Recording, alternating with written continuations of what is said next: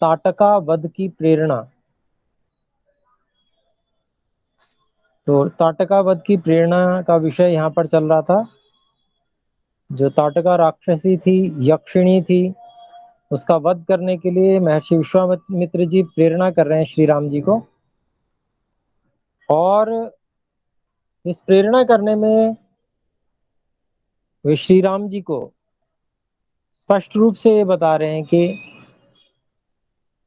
भले ही वो राक्षसी स्त्री है, परंतु क्योंकि वो अत्याचारिणी है, गौ और ब्राह्मणों की हत्या करने वाली है, यज्ञ आदि कार्यों में विघ्न पहुंचाने वाली है, इस कारण से वो मार देने के योग्य है। तो यही सब बातें यहाँ पर चल रही हैं। और हम 19 श्लोक तक, 15वें सर्ग के 19वें श्लोक तक कर चुके हैं। 20वां श्लोक हम आज करेंगे। 20वें श्लोक से प्रारंभ करते हैं। तो मैं श्लोक पढ़ रहा हूं। राज्यभार नियुक्तानां मेषधर्मः सनातनः अधर्म्यां जहि काकुत्स्थ धर्मो यस्यां न विद्यते। तो इस श्लोक का हम पदच्छेद कर दें। राज्य भार नियुक्ता नाम एषः धर्मः सनातनः अधर्म्यां जहि काकुत्स्थ धर्मः ही अस्यां न विद्यते। तो महर्षि विश्वामित्र जी श्री राम जी को उस राक्षसी के विषय में, ताटका नाम की राक्षसी के विषय में और उनके कर्तव्य के बारे में बता रहे हैं इस श्लोक में। और इसका हम अन्वय करते हैं।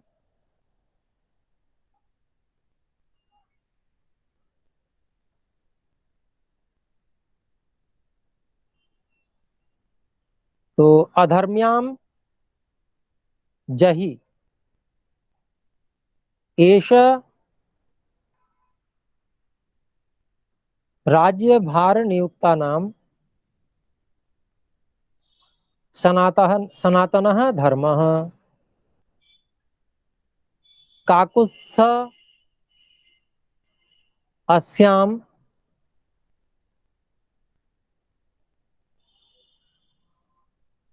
धर्मः ही न विद्यते।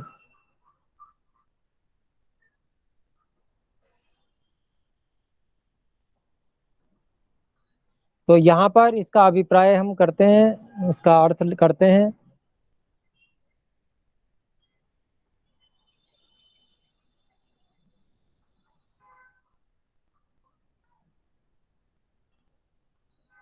जो अधर्मी लोग हैं, जो अधर्म में वर्तमान है, अधर्म्याम, उनका नाश कर देना।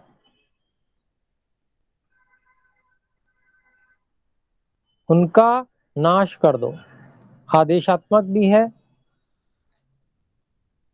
और फिर उसमें हेतु देते हैं, कारण देते हैं।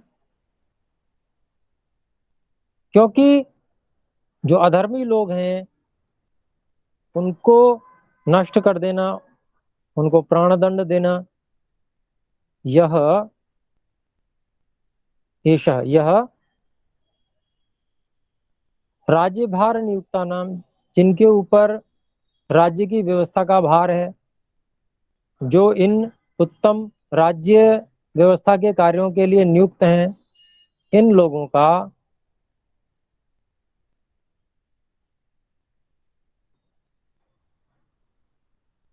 हमेशा से ये धर्म रहा है, सनातन धर्म रहा है, नित्य धर्म रहा है।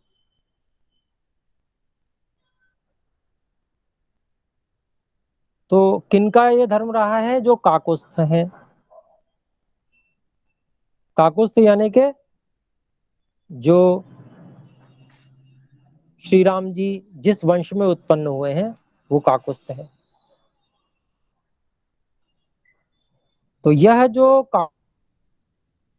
के पूरे वंश का ये सनातन धर्म, उनका धर्म जो है हमेशा से नित्य धर्म रहा है, जो कि राज्य की व्यवस्था के भार से युक्त तो रहते हैं ऐसे क्षत्रियों का, कि वे अधर्मी लोगों को मार दें।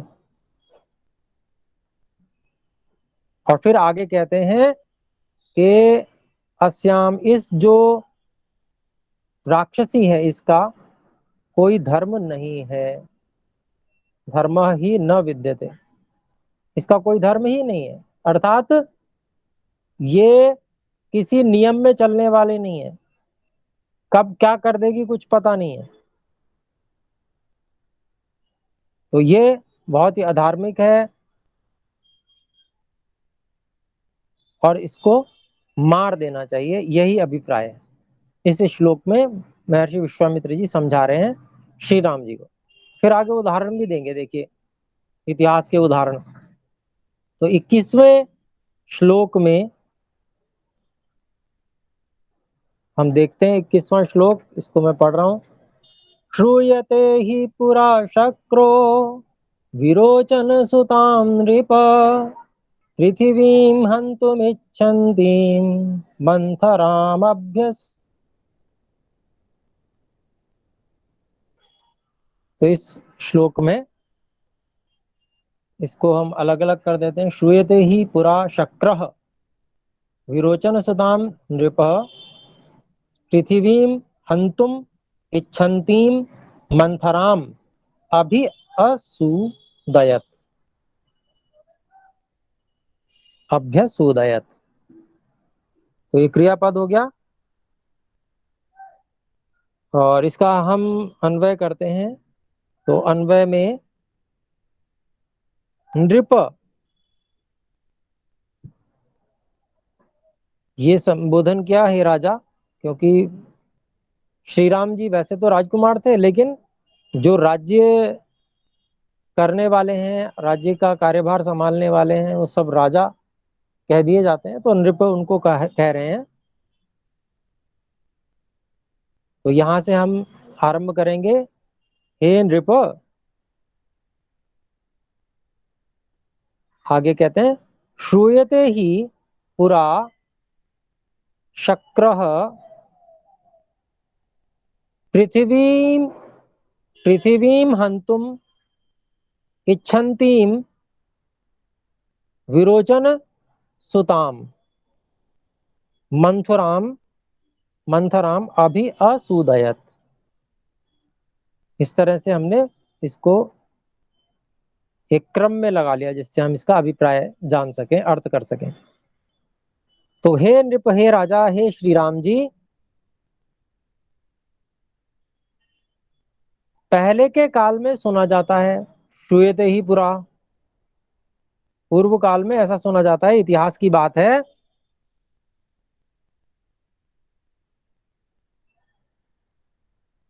कि शक्र, इंद्र ने, शक्र इंद्र का नाम है, इंद्र को कहते हैं शक्र, तो इंद्र ने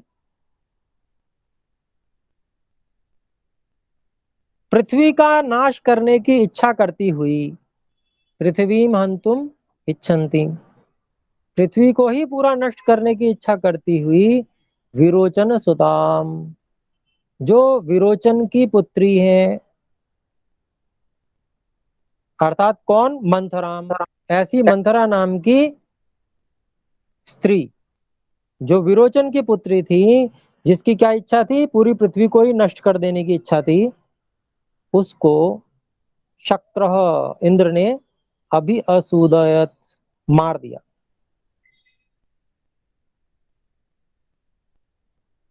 तो इतिहास की बात बता रहे हैं कि इस प्रकार की जो पूरी पृथ्वी को नष्ट करने की इच्छा करने वाली जो ऐसी थी, सारी प्रजा को नष्ट करने की या संताप देने की इच्छा वाली जो ऐसी स्त्री थी, उसको इंद्र ने नष्ट कर दिया था। इसका मतलब ये हुआ कि इस प्रकार की जो आतंकवादी प्रवृत्ति की महिलाएं हैं, इनको नष्ट करने में कोई दोष नहीं है, ये इतिहास ऐतिह्य प्रमाण दे रहे हैं, इतिहास का प्रमाण दे रहे हैं महर्षि विश्वामित्र जी श्री राम जी को, जिससे कि उनके मन में दया का भावना जगा है। ये स्त्री है, दया बिल्कुल नहीं करनी है, इसलिए उसको उनको तैयार कर रहे हैं, सब इतिहास के भी उदाहरण देके और प्रमाण देकर। फिर अब 22वां श्लोक है, मैं पढ़ रहा हूं। विष्णुना विष्णुना च पुरा राम भृगुपत्नी दृढ़ व्रता अनिन्द्रं लोकमिच्छन्ति काव्यमाता निषोदिता। इसमें लगभग लगभग वैसे तो पद अलग हैं, फिर भी पढ़ लेते हैं। विष्णुना च पुरा राम भृगुपत्नी दृढ़व्रता अनिन्द्रम लोकम इच्छन्ति काव्य माता निषूदिता। और इसका हम अन्वय कर लेते हैं। जो राम है उसको सबसे पहले बोलें कि संबोधन के रूप में, राम पुरा च विष्णुना भृगुपत्नी दृढ़व्रता, भृगुपत्नी काव्य माता दृढ़व्रता लोकम अनिन्द्रम इच्छन्ति निषोदिता।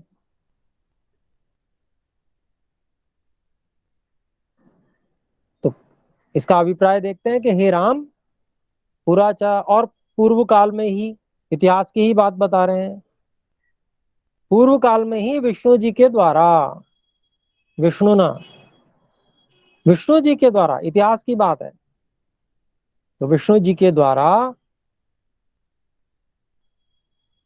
भृगु पत्नी, जो भृगु की पत्नी थी, वो कौन थी भृगु की पत्नी?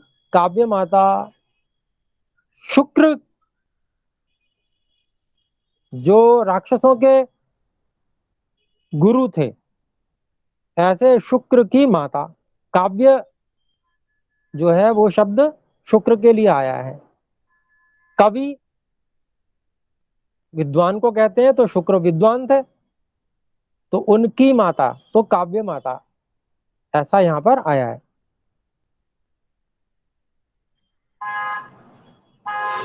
और दृढ़व्रता, ऐसी जो शुक्र की माता थी वो कैसी थी? बहुत ही दृढ़ व्रत वाली थी, अर्थात जिन्होंने जो करने के लिए सोच लिया वो करेंगे ही करेंगे, ऐसे दृढ़ व्रत वाली थी। और वो उन्होंने किस प्रकार का व्रत ले लिया था, किस तरह की इच्छा उन्होंने बना ली थी? अन इंद्रम लोकम, लोकम अन इंद्रम इच्छन्ति। वो संसार को इंद्र रहित करने की इच्छा वाली हो गई थी। तो ऐसी जो भृगु की पत्नी, शुक्र की माता, जिन्होंने संसार को इंद्र रहित करने की इच्छा कर ली थी, उनको निषोदिता, विष्णु जी के द्वारा उनको मार दिया गया, उनका वध कर दिया गया, समाप्त कर दिया गया। तो ये इतिहास के उदाहरण बता रहे हैं। देखिए, ऐसा करने में कोई पाप नहीं है, कोई गलती नहीं है। जो आतंकवादी प्रवृत्ति के लोग हैं, जो इस प्रकार के गलत प्रतिज्ञाएं लेकर और कार्य करने लगते हैं, ऐसे लोगों को मार देना ही ठीक है। फिर आगे 23वें श्लोक में अपने चलते हैं। देखिए 23वां श्लोक मैं पढ़ रहा हूं। एतैश्चान्यैश्च बहुभिः राजपुत्रैर्महात्मभिः अधर्मसहिता नार्यो हताः पुरुषत्तमैः तस्मादेनां घृणां त्यक्त्वा जहि मत्शासनान् नृपः। इसको अलग अलग कर लेते हैं शब्दों को। एतैः च अन्यैः च, एतैश्चान्यैश्च, इसको थोड़ा, एतैः च अन्यैः च बहुभिः राजपुत्रैः महात्मभिः अधर्म संहिता नार्यः हताः पुरुषोत्तमैः। तस्मात् एनाम घृणाम त्यक्त्वा जहि मत शासनात् नृपः। मत शासनात्, मत शासनात् नृपः, इसको तोड़ा तो मत शासनात् नृपः। तो ये यहाँ पर इसको हम देखते हैं, इसका अन्वय देखते हैं। तो यहाँ पर एतैः च अन्यैः च, नहीं, एतैः च अन्यैः बहुभिः पुरुषोत्तमैः, पुरुषोत्तमैः, ये सब जो तृतीया बहुवचन है उनको एक साथ में ले आए हम। पुरुषोत्तमैः राजपुत्रैः और महात्मा भी च अधर्म सहिता नार्यः हताः तस्मात् मत शासनात् हे नृपः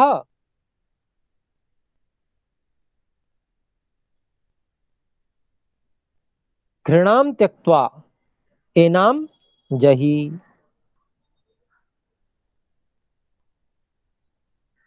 तो इस प्रकार से इसका अभिप्राय अब हम करते हैं, इसका निकालते हैं अर्थ।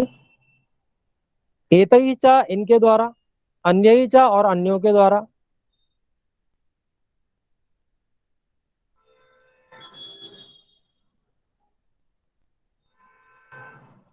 बहु भी बहुत सारे, पुरुषोत्तमैः जो बहुत अच्छे अच्छे पुरुष हुए उनके द्वारा, राजपुत्र जो कि राजाओं के पुत्र हुए उनके द्वारा, महात्मा भी महान आत्माओं के द्वारा,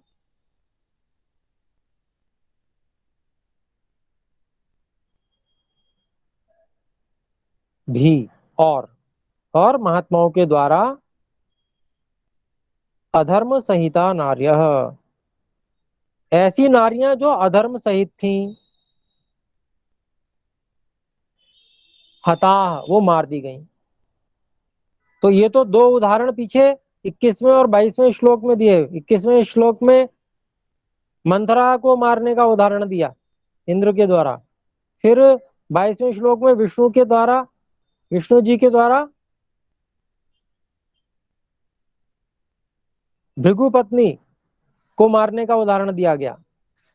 और फिर यहाँ पर और भी ये कहे जा रहे हैं, ये केवल दो ही उदाहरण नहीं, ये तो ऐसे बहुत उदाहरण हैं कि जहां पर बहुत सारे राजपुत्रों ने, महात्माओं ने अधर्म के साथ में जो नारी थी उनको मार दिया।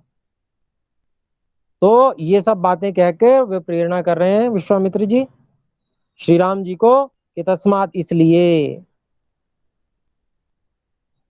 हे राजा, हे नृपः, इसलिए हे राजा, मत शासनात् मेरे आदेश से, तुम अपनी बाकी सब चिंताएं छोड़ दो, मैं कह रहा हूं मेरे आदेश से। ऐसा विश्वामित्र जी श्री राम जी से कह रहे हैं, मेरे आदेश से घृणाम त्यक्त्वा, घृणा को छोड़कर, स्त्री को मारने की जो घृणा है अंदर कि स्त्री को नहीं मारना चाहिए, ऐसी घृणा को छोड़कर एनाम जही, इस राक्षसी को मार डालो। स्पष्ट रूप से निर्देश कर रहे हैं।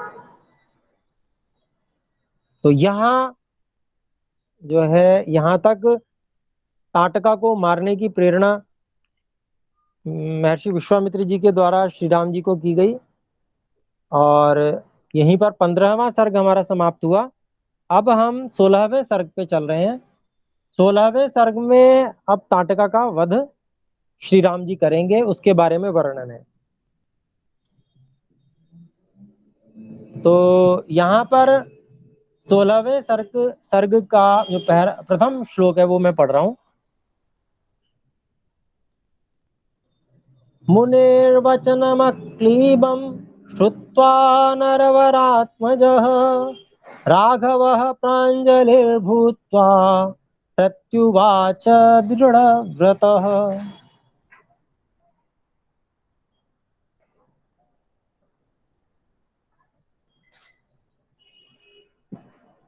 तो यहाँ पर इस श्लोक का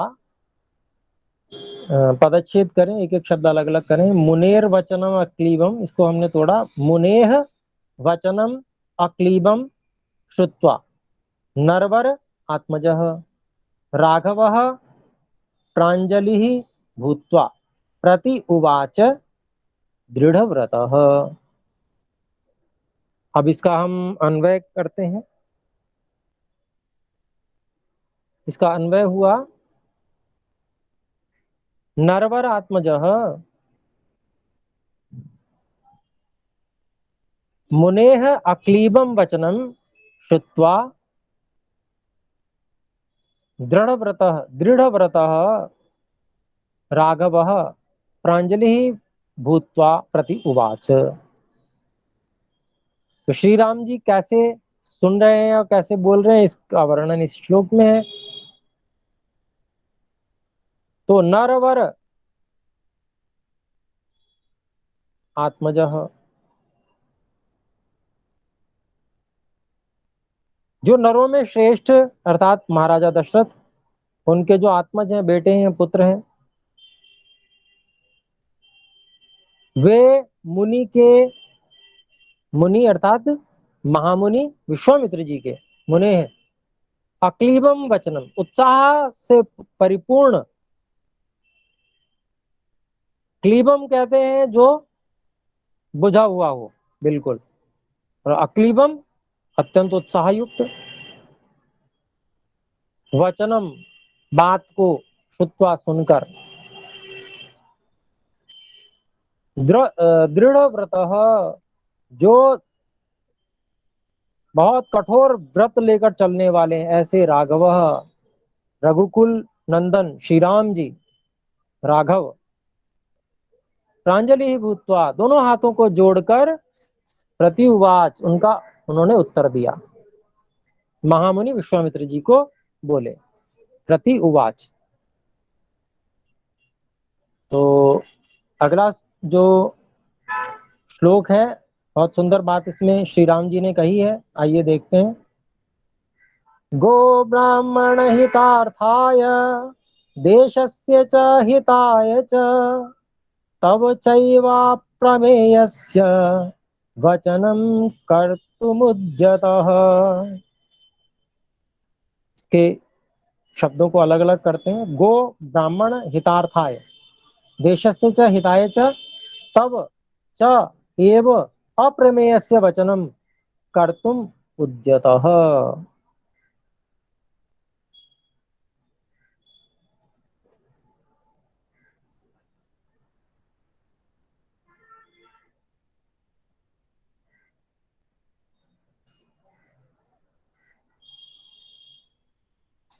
तो यहाँ पर इसका हम अन्वय करते हैं। अप्रमेयस्य,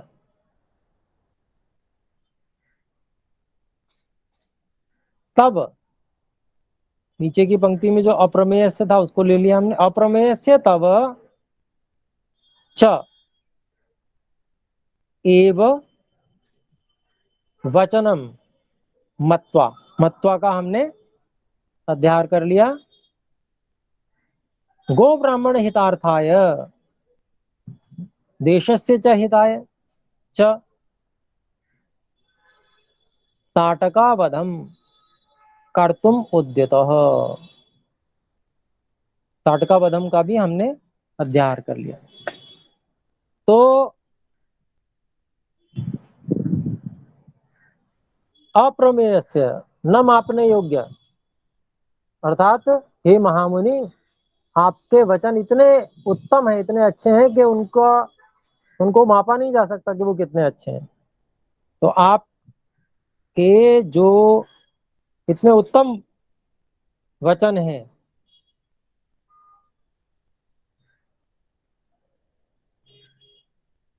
उनको मैं मानकर, वचनम मत्वा, उनको मानकर।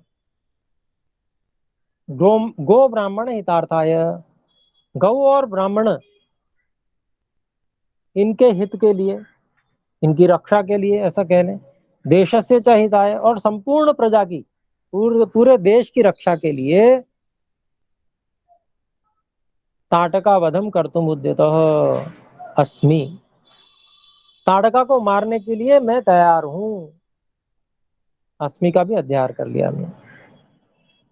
तो हाथ जोड़कर महामुनि विश्वामित्र जी के सामने उन्होंने, श्री राम जी ने ये बात कही कि आप ये बता रहे हैं कि अच्छा, इसको मार देने से इतना अच्छा कार्य होगा, गौ और ब्राह्मण का हित होगा, देश का भी, सारी प्रजा का हित होगा, तो इस कार्य के लिए मैं पूरी तरह से तैयार हूं, ऐसा कहते हैं वो। फिर तीसरे श्लोक में चलते हैं। तीसरा श्लोक मैं पढ़ रहा हूं। एवमुक्त्वा धनुर्मध्ये बद्ध्वा मुष्टिमरिन्दमः जाघोषमकरोत् तीव्रं दिशः शब्देन नादयन्।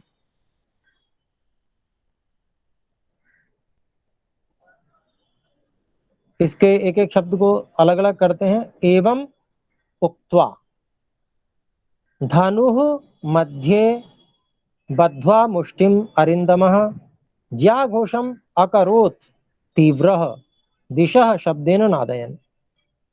और इसका हम अन्वय करते हैं। एवं उक्त्वा, धनुः हस्ततः, हस्ततः का हमने अध्याय कर लिया, या हस्तात या हस्ततः। मध्ये मुष्टिम बद्ध्वा, अरिन्दमः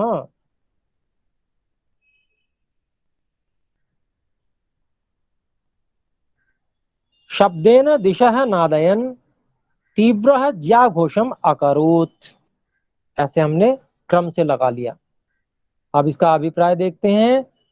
एवं उक्त्वा, ऐसा कहकर, धनु, धनुष हाथ से, हस्तता, मध्य बीच में, मुष्टिम मुट्ठी को, बद्ध्वा बांधकर, धनुष को पकड़ते हैं तो बीच में मुट्ठी बांध ली जाती है, उस तरह से यहाँ पर उसका वर्णन किया जा रहा है। इस प्रकार से कह के धनुष के बीच में, धनुष धनुष को हाथ से बीच में मुट्ठी से बांधकर, अरिंदमः शत्रुओं के नाश करने वाले श्री राम जी, शब्देन दिशा नादयन, शब्द करते हुए, सारी दिशाओं को गुंजाते हुए, तीव्र, बहुत ही तीव्र, ज्याघोषम, धनुष की जो टंकार है उसको, उसका घोष अकरोध किया, बहुत तीव्र धनुष की टंकार की श्री राम जी ने, सभी दिशाओं को गुंजाते हुए, और धनुष की टंकार बहुत तीव्र उन्होंने की। ये एक तरह से ललकार होती है, धनुष की टंकार करना। तो फिर चौथे श्लोक में हम चलते हैं। चौथे श्लोक में, चौथा श्लोक में पढ़ रहा हूं। तम शब्दमभिनिध्याय राक्षसी क्रोधमूर्छिता श्रुत्वा चाभ्यद्रवत् क्रुद्धा यत्र शब्दो विनिसृतः।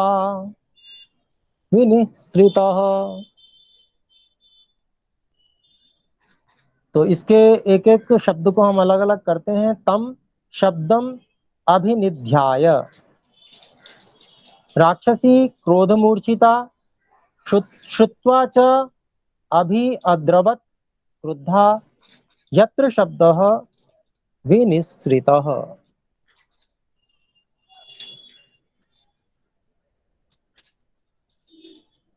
और इसको अब हम व्यवस्थित करेंगे, अन्वय करेंगे, इसको क्रम से लगाएंगे एक एक शब्द को। तम शब्दम, श्रुत्वा, श्रुत्वा दूसरी पंक्ति में है, इसको हम ले आए। तम शब्दम श्रुत्वा राक्षसी क्रुद्धा क्रोधमूर्छिता यत्र शब्दः विनिसृतः अभिनिध्याय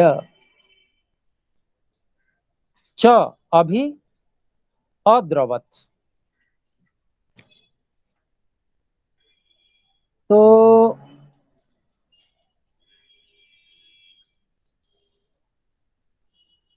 इसका अर्थ देख लेते हैं, अभिप्राय क्या बिना बना इसका। तम शब्दम श्रुत्वा, उसके शब्द को, जो श्री राम जी ने धनुष की टंकार की, बहुत तीव्र आवाज की, एक तरह से वो ललकार थी, तो उस धनुष की टंकार को सुनकर, तम शब्दम श्रुत्वा, उस धनुष की टंकार को सुनकर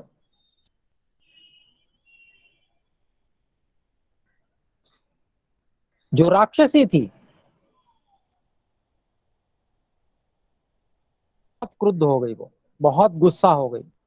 क्रोध मूर्छिता, जैसे क्रोध, इतना तीव्र व्यक्ति को क्रोध आ जाता है कि वो मूर्छित जैसा हो जाए, अर्थात उसको होश ना रहे कि वो क्या कर रहा है। इतना भयंकर क्रोध, क्रोध मूर्छिता के अभिप्राय हुआ। यत्र शब्द विनिश्चित, जहां से वह शब्द निकला था, जिस दिशा से वह शब्द निकला था, अभिनिध्याय, उस ओर उसने एकाग्रता की, उस ओर उसने ध्यान लगाया। और च अभिद्रवत, उस ओर दौड़ पड़ी, बहुत तीव्रता से उस ओर उसने आक्रमण कर दिया, ऐसा समझना चाहिए। तो चौथे श्लोक में ये बातें आई।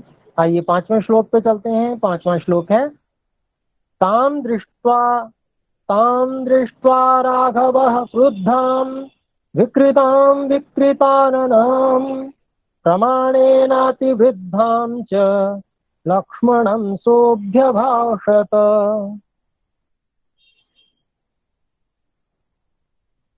तो पांचवें श्लोक के एक एक शब्द को अलग अलग करते हैं। ताम दृष्ट्वा राघवः क्रुद्धां विकृतां विकृताननां प्रमाणेन अतिवृद्धां च लक्ष्मणं सह अभि अभाषत।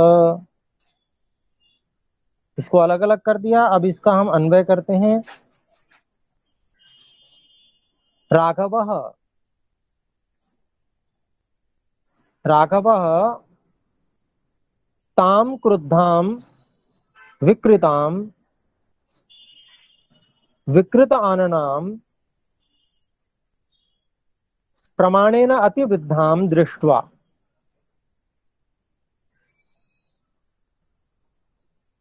सह च लक्ष्मणं अभि अभाषत।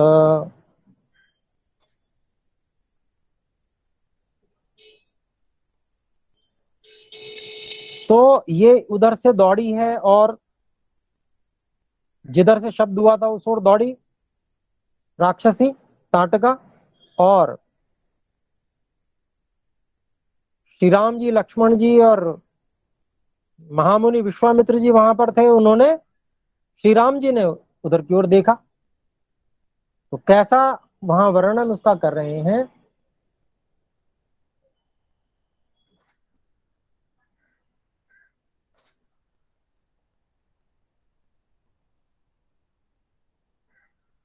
राघव श्री राम जी, रघुकुल नंदन श्री राम जी, ताम उस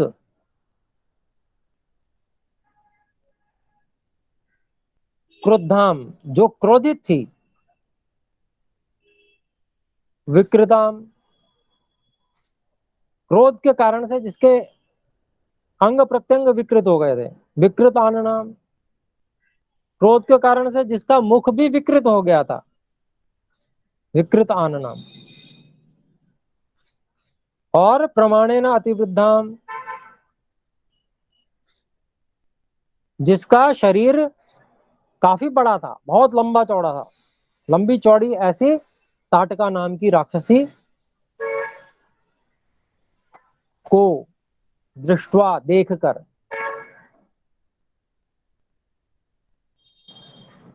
वे श्री राम लक्ष्मण को अभिभाषत बोले।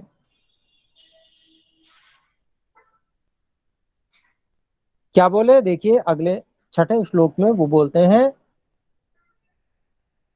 पश्य लक्ष्मण यक्षिण्या भैरवं दारुणं वपुः विद्येरन् दर्शनादस्या भीरूणां हृदयानि च।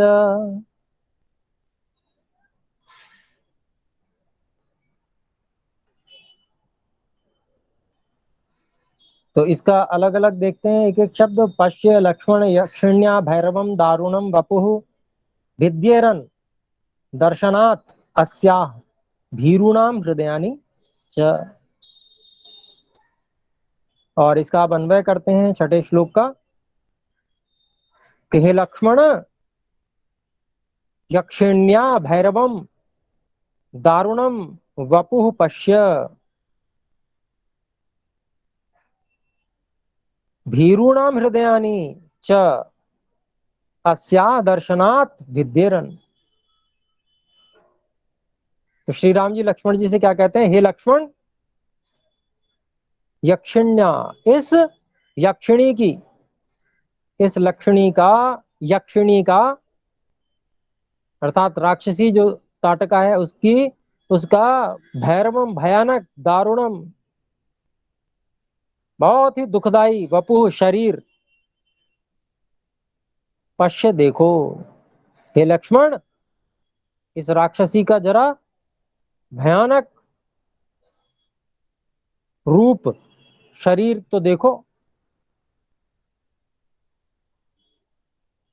फिर कहते हैं जो डरपोक लोग हैं, भीरुणाम हृदयानि च दर्शनात् अस्या दर्शनात् भिद्येरन्। जो डरपोक लोग हैं उनके तो हृदय इसके दर्शन मात्र से ही फट जावे,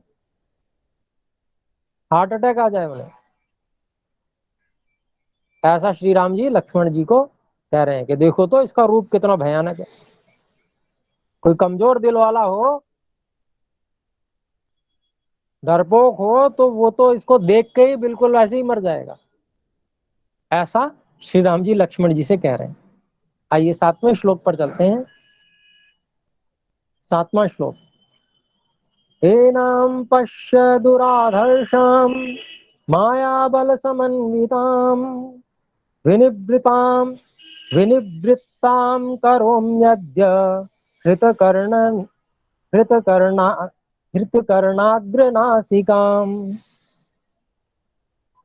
विनिवृत्तां करोम्यद्य हृतकर्णाग्रनासिकाम्। तो अब इसको अलग अलग करते हैं। इनमें जो शब्द, एनाम पश्य दुराधर्षाम माया बल समन्विताम विनिवृत्ताम करोमि अद्य हृतकर्ण नासिकाग्राम। हृतकर्णाग्र नासिकाम, हृतकर्णाग्र नासिकाम।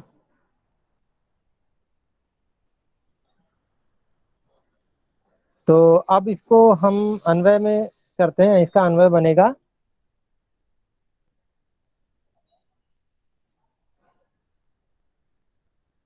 मायाबल समन्विताम दुराधर्षाम एनाम पश्य, लक्ष्मण को कह रहे हैं। और फिर कहते हैं अद्य हृतकर्ण हृतकर्णाग्र नासिकाम विनिवृत्ताम करोमि।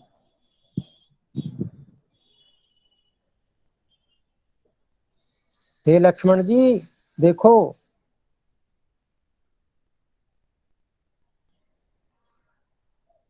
इस धोखेबाजी, माया बल कहते हैं धोखेबाजी वाले बल से जो समन्वित है, अर्थात जिसके अंदर धोखेबाजी का बहुत अधिक बल है।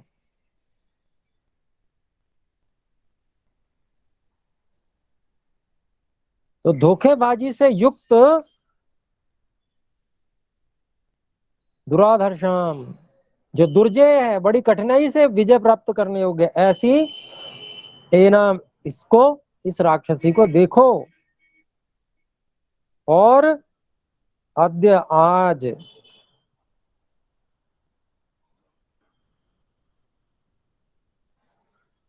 इसके कान और नासिका के अग्रभाग हर ली हुई बनाकर विनिवृत्ताम करोमि, इसको यहां से भगा देता हूं, यहां से निवृत्त कर देता हूं। ऐसा श्री राम जी लक्ष्मण जी से कहते हैं कि इसको ऐसा बना देते हैं कि इसका कान, इसके कान और नासिकाग्र रहित इसको करके और यहां से भगा देते हैं, निवृत्त करा देते हैं यहां से। ऐसा लक्ष्मण जी से कहते हैं श्री राम जी।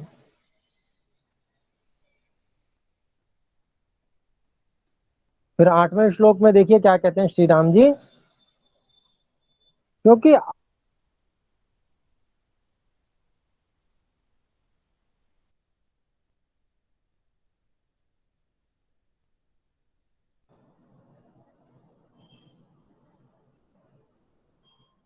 तो इस बात को अगले श्लोक में क्षत्रिय श्रेष्ठ श्री राम जी देखिए कह रहे हैं। 8वें श्लोक को मैं पढ़ता हूं। न हि एनम् उत्सहे हन्तुम्, न येनमुत्सहे हन्तुम् स्त्री स्वभावेन रक्षिताम् वीर्यं चास्य गतिं चैव हन्यामिति हि मे मतिः।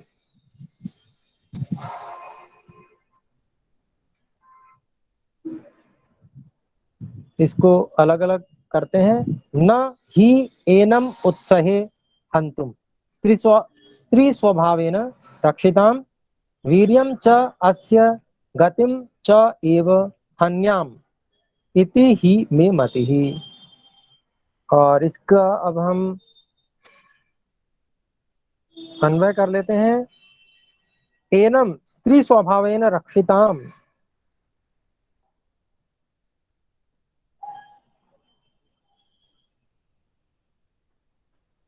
नहीं हंतुम उत्सहे, श्री राम जी कहते हैं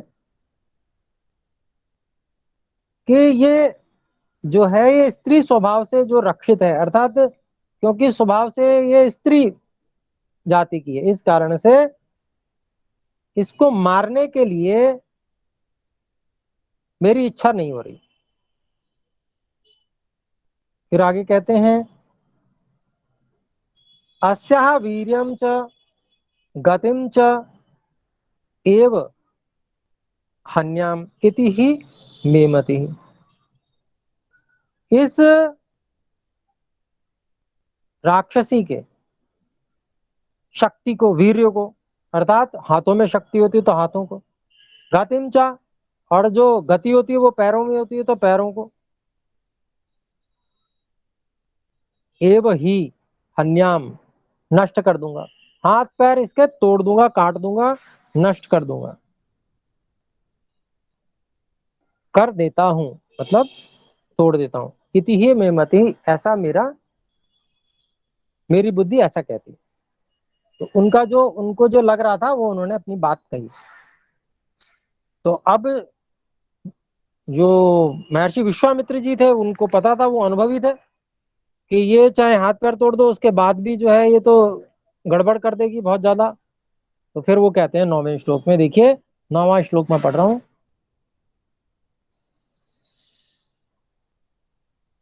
एवं ब्रुवाणे रामे तु ताटका क्रोध मूर्छिता उद्यम्य बाहुं गर्जन्ति राममेवाभ्यधावत।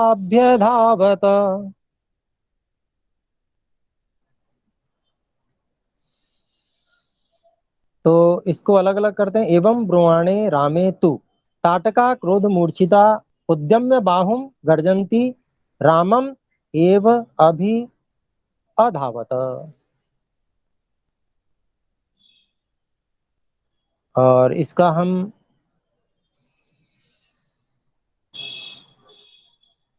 अच्छा, महर्षि विश्वामित्र जी अगले श्लोक में श्री राम जी को निर्देश करेंगे। अभी ताटका के बारे में ही बताया जा रहा है 9वें श्लोक में।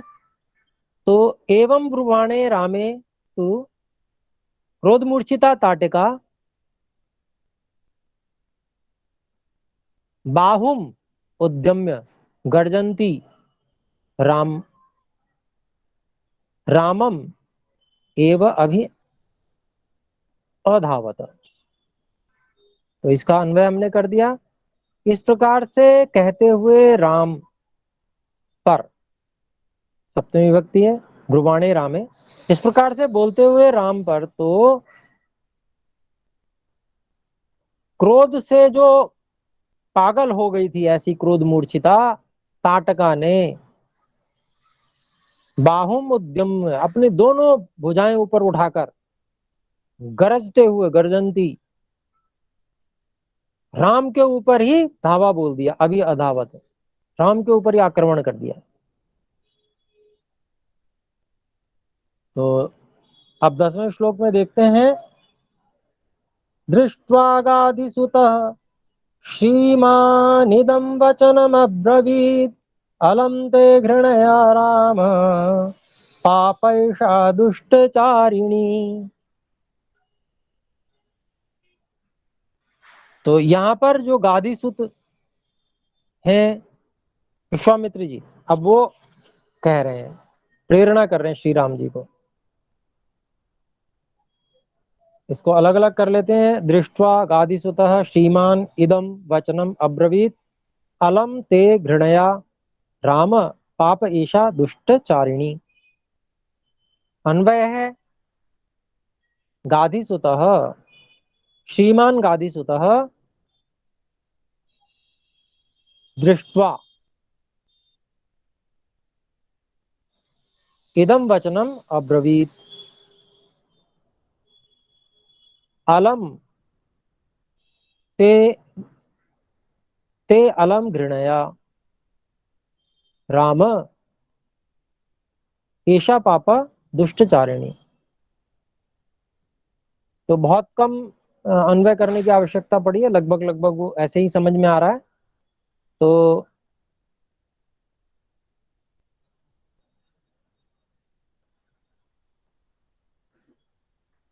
तो जो गादी सुत अर्थात महामुनि विश्वामित्र जी हैं, उन्होंने ऐसा देखकर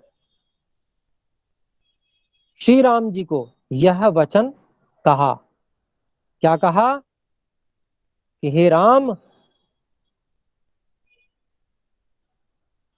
ये जो राक्षसी है ना, ये बहुत ही पापनी और दुष्टचारिणी है। इसको मारने में जो तुम स्त्री मानकर जो घृणा कर रहे हो, अलम ते घृणया, अपनी घृणा बंद कर दो, मत करो घृणा मारने में। ऐसा श्री राम जी को उन्होंने निर्देश किया। और फिर कहते हैं और प्रेरणा कर रहे हैं 11वें श्लोक में,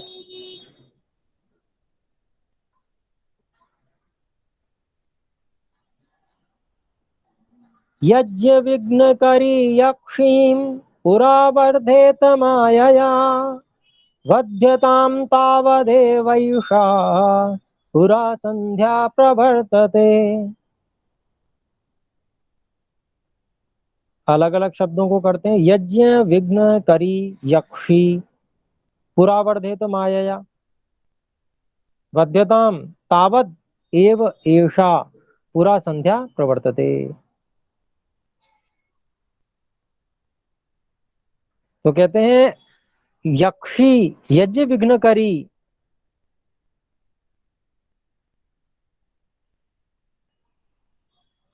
यक्षी यज्ञ विघ्न करी मायया अस्याह बलम न पुरा वर्धेत। अस्याह बलम न, इसका हमने अध्याय कर लिया। तो अस्याह बलम न पुरा वर्धेत,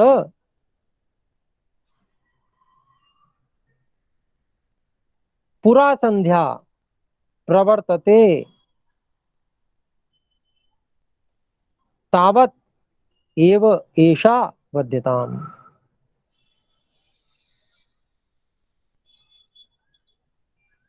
तो कहते हैं कि ये जो यक्षिणी है, यक्षी है, राक्षसी है, ये यज्ञों को विघ्न करने वाली है, यज्ञों को बार बार नष्ट करती है, बार बार पीड़ा देती है, यज्ञों को करने नहीं देती है। तो ये अपनी मायावी शक्ति अर्थात धोखेबाजी आदि जो शक्तियां हैं उससे इसका बल ना बढ़ जाने पावे, तो इसलिए पूरा संध्या प्रवर्तते, संध्या अर्थात सायंकाल होने से पहले पहले, अर्थात संध्या न हो जाए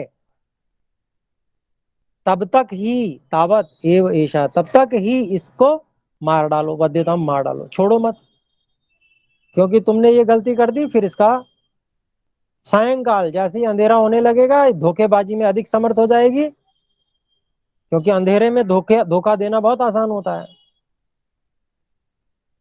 तो ये अधिक सामर्थ्य हो जाएगी, फिर बहुत कठिनाई हो जाएगी, इसलिए शाम होने से पहले ही इसको अवसर ना मिले अपने धोखेबाजी को लागू करने का, उससे पहले इसे मार डालो।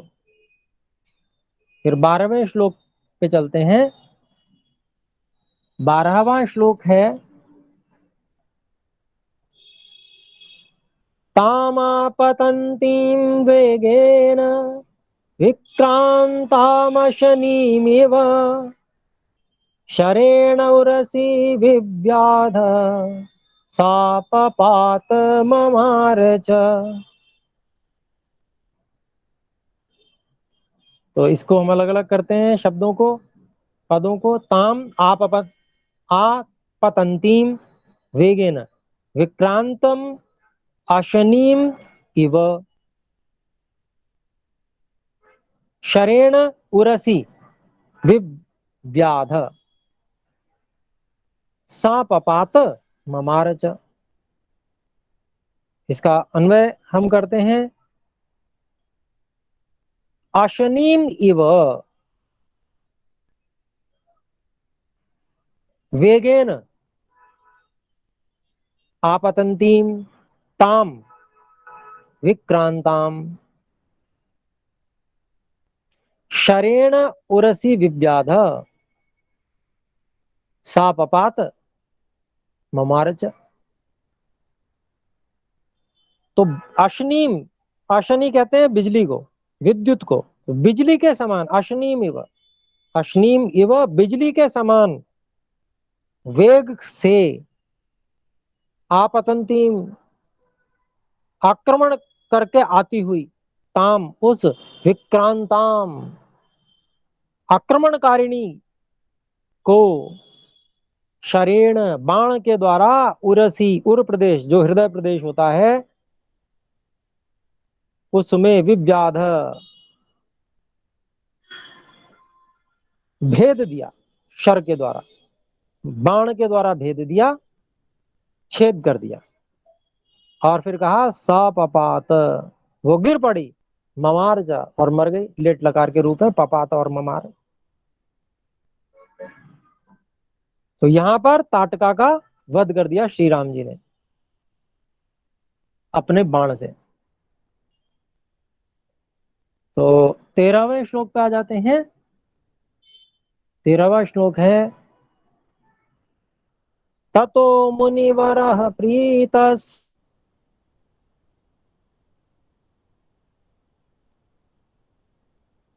ताटकावधतोषितः।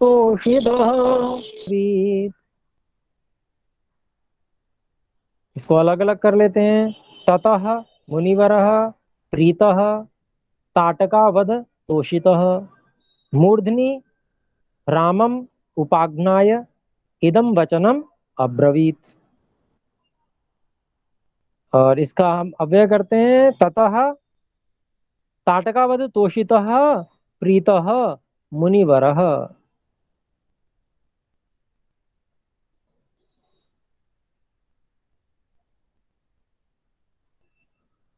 उपाज्ञाय मूर्धनि इदम वचनम रामम अब्रवीत। तो इस सब ये जो घटना हुई, मार डाला एकदम से, बाण से उसके सीने को भेद दिया। तो इससे मुनिवर, इससे अर्थात किससे, ताटका वध तोषित, ताटका नाम की राक्षसी को मार देने से संतुष्ट हुए हुए, तोषित मुनिवर, प्रीतः मुनिवर, खुश हुए हुए, प्रसन्न हुए हुए, प्रेम से युक्त हुए हुए, ऐसे जो मुनिवर विश्वामित्र जी हैं, उपाज्ञाए मूर्धनि, श्री राम जी की मूर्धा को सूंघ कर, उनके सिर को सूंघ कर राम को इदम वचनम अब्रवीत, श्री राम जी को यह वचन उन्होंने कहा।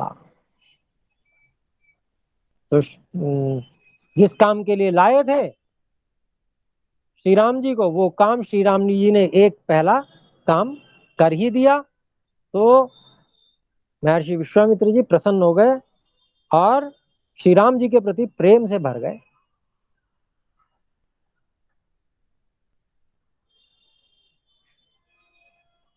अब 14वें श्लोक पे चलते हैं। 14वां श्लोक है,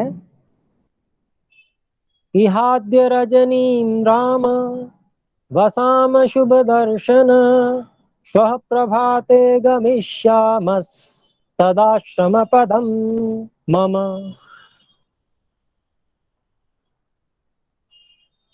इसको अलग अलग करें। इह अद्य रजनीं राम वसाम शुभ दर्शन, श्वः प्रभाते गमिष्यामः तदा आश्रम पदम मम। और इसका हम अन्वय करते हैं, हे शुभ दर्शन राम, अद्य रजनी, अद्य रजनीम इह वसाम, श्वः प्रभाते तदा मम आश्रम पदम गमिष्यामः। तो ऐसा प्रसन्न होके, खुश होके, मन से आशीर्वाद देते हुए श्री राम जी से क्या बोले महर्षि विश्वामित्र जी, हे शुभ दर्शन, जिनके दर्शन शुभ हैं, जिनको देखना बड़ा अच्छा लगता है, ऐसे श्री राम जी थे जिनको देखने से ही मन प्रसन्न हो जाए। तो ऐसे शुभ दर्शन श्री राम जी को कहा कि अद्य, आज, रजनी रात्रि को, इह वसामा, यहीं रुकेंगे हम। अब ताटका जंगल में रहती थी, इसका मतलब ये थोड़ी है कि वो उसने कुछ ना कुछ रहने की व्यवस्था कर रखी होगी वहां पे।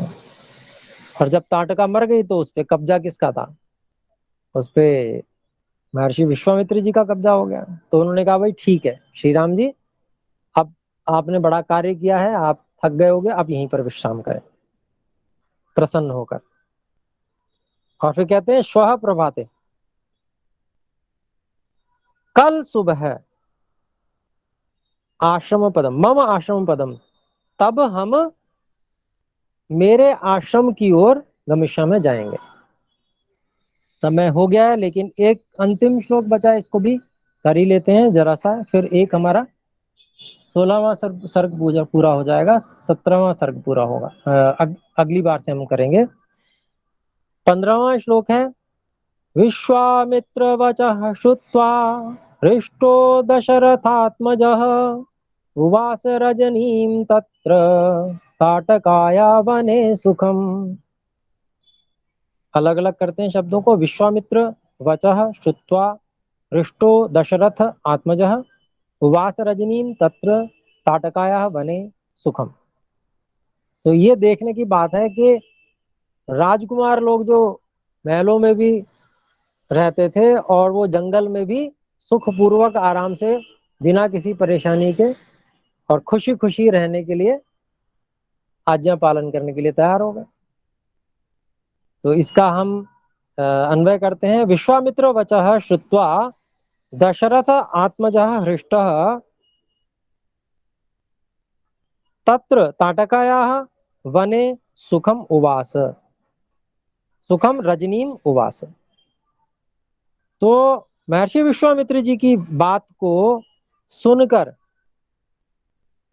महाराजा दशरथ के जो पुत्र हैं श्री राम जी, वो खुश हो गए, हृष्ट प्रसन्न हो गए, और वहां तत्र ताटकाया, ताटका के वन में, ताटका के वन में सुखम सुख पूर्वक उवास, रजनी उवास, उस रात्रि को रहे वो। तो यहाँ तक ताटका वध और वहां रात्रि विश्राम, इसकी बात पूरी हो गई। और फिर आगे महर्षि विश्वामित्र जी के द्वारा अस्त्र दान उनको किया जाएगा। तो अगले कक्षा में हम करेंगे बात। कोई बात हम में से रखना चाहें, बात पूछना चाहें तो पूछ सकते हैं। ओम। जी कहें। गुरु जी, इसमें तो फिर जो हम पहले सुना हुआ था कि ताड़ का वध, वो ताड़ के पेड़ और 7 ताड़ों को एक साथ छेदा गया था, वो तो यहाँ फिर मिथ्या ज्ञात हुई। नहीं नहीं, वो बाली वध में था। अभी आगे आएगा वो, जब अरण्य कांड होगा जब। अच्छा अच्छा, ठीक, धन्यवाद। ठीक है, तो यहाँ विराम करते हैं। एक बार हम सब